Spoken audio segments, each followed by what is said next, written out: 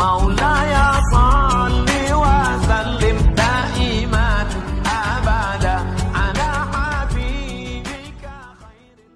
Saudara kita yang terbaring di rumah sakit hari ini, sayup-sayup suara azan dari masjid rumah sakit masuk ke telinganya.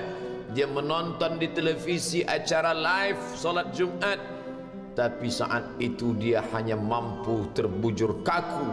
Ruhnya masih ada dalam jasad. Anaknya tidak bisa berada di sampingnya karena security tidak mengizinkan keluarga berada di dalam ruang ICU. Dia duduk di dalam. Suara terdengar, azan bersahutan, hayya 'alas salah, mari salat, hayya 'alal falah, mari menuju kemenangan. Dia hanya bisa meneteskan air mata. Kenapa? Kalau dulu dia waktu sehat sempat beribadah, penyesalannya tidak terlalu banyak. Tapi kalau di saat sehat walafiat tak sempat untuk menempelkan kening ke lantai, tak sempat melangkahkan kaki ke rumah Allah, tak sempat mendengarkan khutbah, maka tak ada duka di atas duka. Air mata yang meleleh tak dapat mengembalikan masa lalu. Lan tarji'al ayyamul lati madat, yang lalu tak dapat diulang kembali. Air mata darah menangis. Yang sakit tak akan sembuh, yang mati tak akan hidup. Penyesalan selalu datang di akhir perbuatan. Belum pernah orang menyesal sebelum perbuatan berlalu. Selalu penyesalan di akhir. Di saat itu penyesalan tak lagi bermakna. Apa kata mereka ketika melihat azab Allah? Rabbana, hai Tuhan kami, ya Rabb kami, absarna, mata kami sudah melihat azab, wa sami'na, telinga kami sudah mendengar suara tangisan, teriakan, pekikan di dalam neraka. Farji'na, kembalikan kami lagi ke dunia, na'mal salihah, kami ingin beramal saleh, inna muqinun, kami yakin seyakin-yakinnya. Tapi saat itu penyesalan tak lagi bermakna, karena dunia tak mungkin utuh semula, karena sudah menjadi sunnatullah yang lampau tak akan kembali. Idza sama'un fatarat, langit terbelah, wa idzal kawakibun tasarat, planet-planet bertabrakan, wa idzal biharu fujirat, lautan diledakkan, diletupkan, wa idzal quburu bu'asirat, semua yang dikubur dibangkitkan. Alimat nafsum ma qaddamat wa akharat, disitulah orang baru sadar apa yang dulu pernah aku lakukan. Wa qadimna ila ma amilu min amalin, semua amal mereka kami tunjukkan, kami datangkan. Ini amalmu, ini infakmu, ini wakafmu, ini sedekahmu, ini salawatmu, ini bacaan Qur'anmu, ini zikirmu. Tersenyum mata melihat amal. Faman ya'mal mithqala dzarratin khairan yarah. Tapi jangan lupa, apakah yang dosa-dosa itu dilupakan begitu saja? Yang buruk pun akan nampak juga. Faman ya'mal mithqala dzarratin syarran, sebesar ujung rambut, sebesar telapak kaki semut yang hitam, di atas batu yang hitam, di tengah malam yang kelam, di dalam samudra yang gelap, akan ditampakkan juga pada hari itu. Yauma tublas sarair, segala rahasia ditunjukkan, dan mata akan melihat dengan penglihatan yang nyata. Mulut tidak lagi bisa menjawab. Al-yauma nakhtimu ala afwahihim, hari itu mulut kami kunci, karena mulut itu yang dulu pandai mencari-cari alasan, bersilat lidah, maka hari itu lidah dikunci. Wa tukallimuna aydihim, tangan mereka kami buat bicara. Wa tashhadu arjuluhum, kaki bersaksi. Apa yang akan dibicarakan tangan, apa yang akan dipersaksikan kaki. Bima kanu yaksibun, semua yang pernah dilakukan di masa yang lalu. Berapa atasanmu sanggup memberi gaji sehingga begitu enteng kau tinggalkan solatmu? Apa yang dijanjikan istrimu sehingga begitu enteng kau berikan yang haram? Hanya rayuan sesaat, padahal dia pun akan meninggalkanmu sebelum masa tua tiba. Apa yang dijanjikan anak-anakmu? Ayah, kami akan menjagamu di hari tuamu nanti, maka berikan kami yang kami inginkan. Belikan kami rumah yang besar, belikan kami kendaraan yang mewah. Nanti setelah hari tua kami akan menjagamu, kata mereka.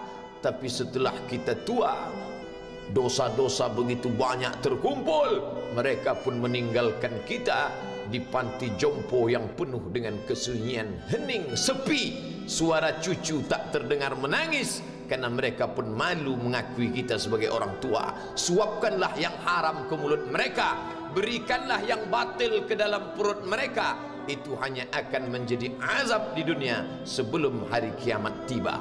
Ish ma syi'ta, hiduplah sesuka hatimu. Ish ma syi'ta, apa yang mau kau makan, makanlah. Apa yang akan kau bekerjakan, kerjakanlah. Fa innaka mayyit, tapi ingat, kau akan menjadi mayat, kau akan mati. Semua akan diminta pertanggungjawaban di hadapan Allah Subhanahu wa ta'ala. Hari ini orang boleh tertawa, hari ini orang boleh merasa dunia dia yang punya, tapi sampai masanya yang hijau akan berubah menguning, yang kuning akan mati, yang mati akan menjadi debu, yang debu ditiup angin hampa tak bermakna. Lalu apa yang akan dibawa menghadap Allah Subhanahu wa ta'ala? Amal saleh. Kalau pernahlah mulut itu membaca sepotong dua potong ayat sebelum berangkat bekerja, kalau sempatlah masuk ke kamar mandi mengambil air wudhu, solat sunat duha sebelum berangkat bekerja, kalau sempatlah ketika duduk dalam suasana santai membuka iPad, lalu dibuka Quran digital sambil melihat beberapa ayat, merenungkan maknanya, mengingat mati. Kalau sempatlah mulut mengucapkan subhanallah wa bihamdihi subhanallahil azim. Kalau sempatlah anak istri dibawa ke masjid iktikaf mendengarkan pengajian. Kalau sempatlah beberapa persen dari pendapatan itu dilimpahkan ke rumah anak yatim panti jompo masjid. Kalau sempatlah beberapa meter tanah dibeli untuk pembebasan mendirikan rumah Allah. Kalau sempat memberikan beberapa karpet untuk rumah yang selalu ditinggalkan. Kalau sempatlah membelikan beberapa kilo beras untuk yatim piatu dan panti jompo. Itulah yang akan menolong di hadapan Allah. Adapun rumah besar dengan beberapa semen, dengan beberapa busi yang banyak, semua akan menjadi tinggal kenangan. Mereka akan menjual, membagi-baginya. Tanah yang dulu harganya semeter 100.000 sekarang sudah menjadi 5 juta. Mereka akan bagi-bagi itu semua kepada ahli waris. Lalu kita hanya membawa 3 helai kain tipis yang tidak berjahit, dan itu semua menjadi milik orang. Kalau dulu mereka kita didik dengan pendidikan yang baik, di tengah malam mereka bangun menetes air matanya, lalu dia berdoa, Rabbighfirli wa liwalidayya warhamhuma kama rabbayani shaghira. Seperti tetesan embun di tengah gurun Sahara yang panas.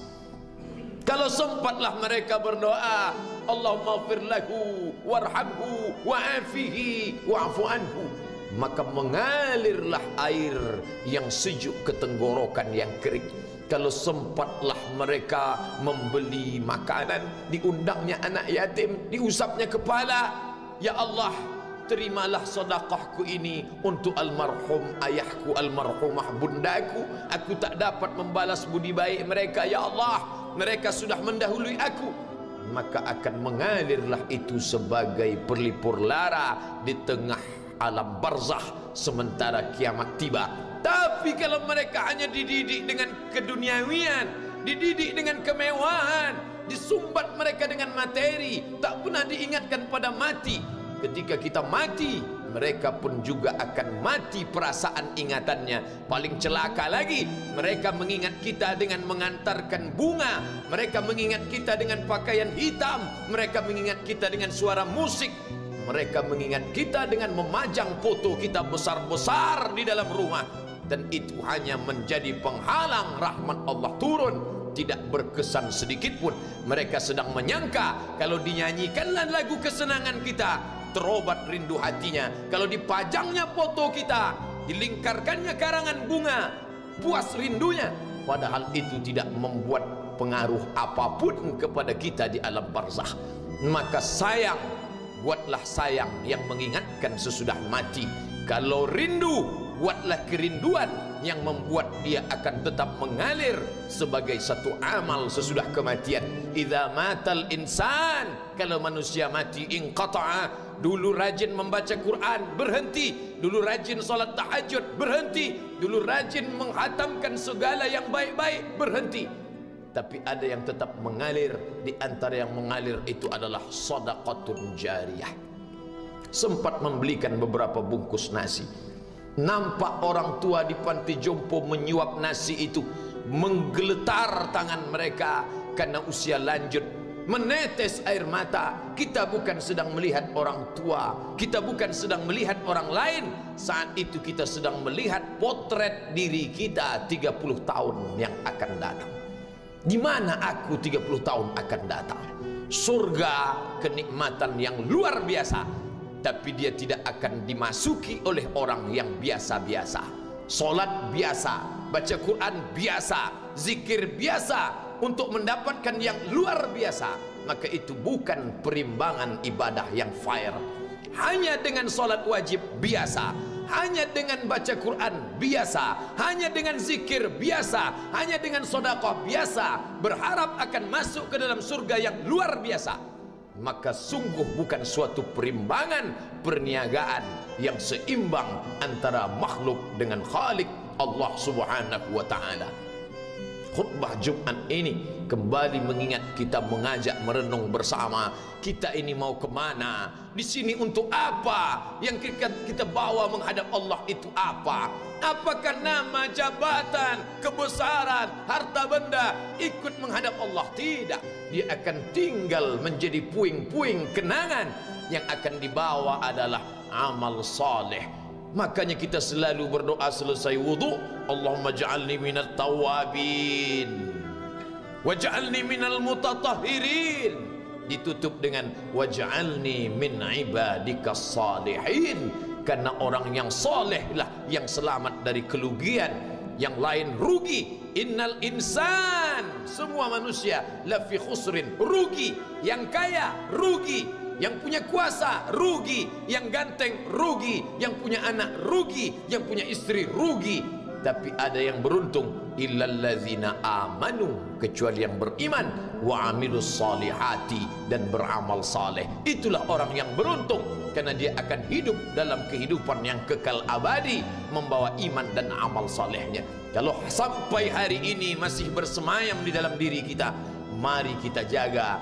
Dan kita berharap kepada Allah husnuzan, Allah menutup usia kita ini dengan husnul khatimah. Ketika itulah malaikat datang memanggil, menyambut, ya ayyatuhan nafsul mutmainnah, wahai jiwa yang tenang, irji'i ila rabbiki, kembalilah engkau kepada Tuhan Rabbmu, radiyatan mardiyah, engkau ridha kepada Allah, Allah pun ridha menerima engkau sebagai hambanya. Fadkhuli fi ibadi, masuklah engkau ke dalam golongan hambaku. Wadkhuli jannati, masuklah engkau ke dalam surgaku. Saat itu ruh keluar dari badan seperti tetesan air di hujung daun yang lembut menetes.